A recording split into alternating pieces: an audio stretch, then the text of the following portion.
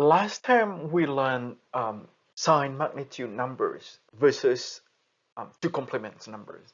And we also discovered that the sign magnitude numbers, when we add two bit sequence, is going to produce wrong result. So let's just check the same issues with the adding two complement numbers bit sequence and see if they produce correct result or not. So let's just take the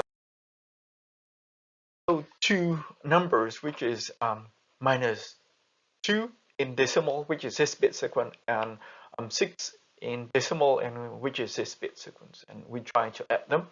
So if we add the first bit, it's going to be 0 and no carry. We add the next one, it's going to be 0 and carry is 1. If we add this, it's going to have 1 and carry is 1. And if we add this, it's going to produce 0. And for two complements and bits, the overflow bit is going to be discarded. So if you add this 2-bit sequence, which is minus 2 with 6, we get this bit sequence. Let's just convert that to decimal using their position values and check if this addition in binary system is correct as we do them in decimal system. So again, this note is that we're going to discard this overflow, as I explained. Then if we do this, it's going to produce 4. And if we check again, minus 2 plus 6, it does produce 4. So this one is a correct system. Okay, so it performs well. So just to conclude, or this section, which is two complement numbers, represents signed, which is positive and negative decimal numbers in computer as well. And it has only one representation for zeros, and it can perform the additions like we perform normal binary additions, and it works the same way as we do with decimal systems. This one is the examples that we perform just now. I just put them in text so that if you want to do your assignments or exercises, you'll have some template to write them. Very similar, we can perform subtracting two complement numbers. So if you perform the subtract part, the second numbers that you have over here, it has a negative sign. So you're going to start from this number itself, then perform taking the two complements in order to get its negative version. Then you add them normally. Okay, then you add them normally. So first perform the two complements for the second operand, which is this one. Okay, because it has negative version here. So you perform the two complements for that, taking the two complements. Then you'll get the negative version there. Then when you have the negative version already, instead of subtracting, you're just adding. And with the adding we have learned so far. So this one is the example. Okay, this one is an exercise that you should try to add two sequence of 8 bits in two complement numbers, and also subtracting the two sequence of 8 bits in two complement. And again, in order to perform this subtraction, first you're going to take the two complement of this, which is flip bit and add 1, before performing the adding with this. Then it's gonna be the result. And remember to perform the checks like I have done in order to check that we have correct answers. Now the next part in two complement numbers that often used is that we may work with different computer system or different computer architectures, and they may have different number of bits.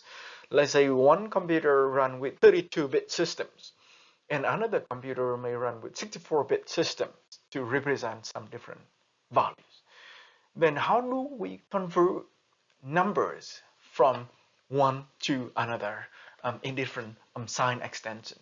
So let's say if we would like to extend the n-bit system into n plus k bit system, then this most significant bit is called the sign bit. Its name is called the sign bit, or it has the values is again -2 power n minus 1. Then how do we extend it is relatively simple.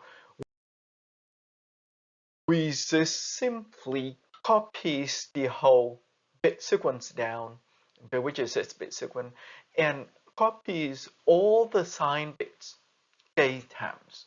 So the sign bit is gonna be copied k times. Okay. Then the most significant bit right now is the sign bit, and it has the power of -2 n plus 1 plus k minus 1. And again, all the rest after this sign bit has its position as normal. Okay, so this new number is in different or longer bit system, but they're gonna represent the same values. Okay, they're gonna represent the same values as the same numbers that the n-bit system represent. So what is the sign extension we have done just now? Again, I just put them in text so that if you cannot read them visually, you're going to be able to read them in sentences like this. Now, sign extension example.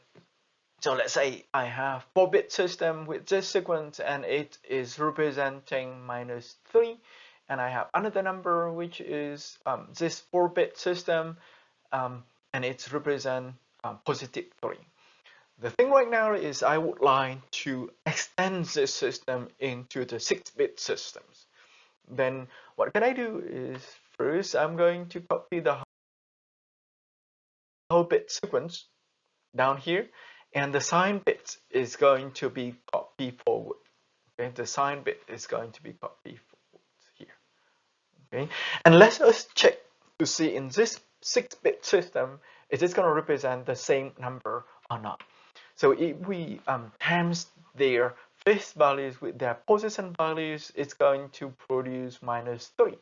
And it is exactly the same number in the 4-bit system. Similarly, if we times this one, sorry, this is gonna cover it's covered already, but it actually produce also 3. That's why we successfully transfer the 4-bit system number -3 into the 6-bit system -3 over here, and similar for the number 3. Okay. So here is again the text version of the visualization that I created just now. So the next one is the exercise for you to represent, let's say, number 7 and number -7 in 4-bit numbers, and try to convert them into 6-bit numbers. And remember to perform the checks to make sure that the conversion is correct. Then in the next videos, besides number, you'll see computer will work with lots of different types of medias, let's say text, images, videos, and audios. We'll learn how computer represents them in the next one.